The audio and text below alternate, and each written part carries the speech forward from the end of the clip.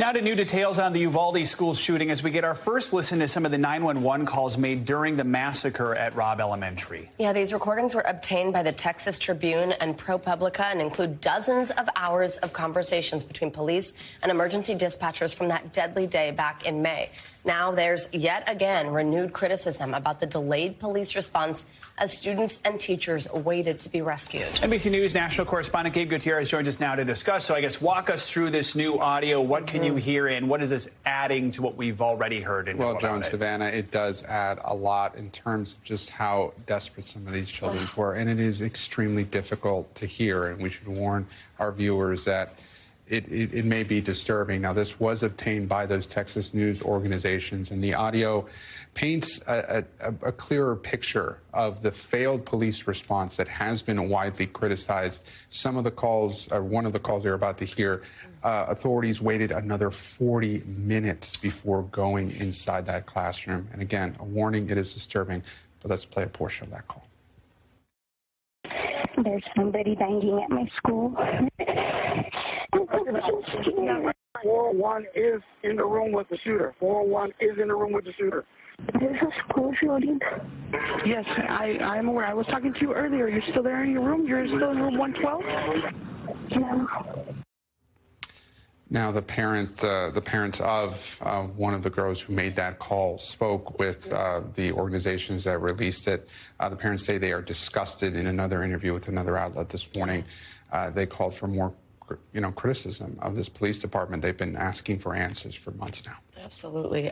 Gabe, so actually before all this, news outlets, including our own NBC News, had previously filed lawsuits against the Uvalde School District and Sheriff's Department to turn over these recordings. Now they've been made public. What was their argument as to why, as they said, they couldn't? And what's the response now that these are made public? Well, the investigative agencies have not commented on the release of these recordings, and the news organizations did not say how they had obtained it.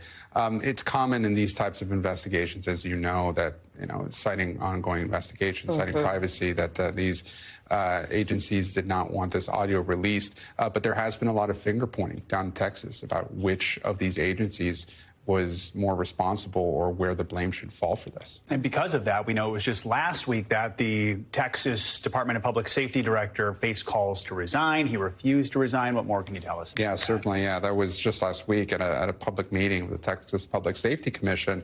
The public safety director faced direct calls from these from the families of the survivors down in Uvalde. They were kept calling on him to resign. The school district police chief has been fired, and there has been, multiple investigations of the law enforcement response there. Let's take a listen to the response from the Texas DPS director last week on why he would not resign. I can tell you this: if DP as an institution, failed the families, failed the school, or failed the community of Uvalde, then absolutely, I need to go. But I can tell you this right now. DPS as an institution, right now, did not fail the community.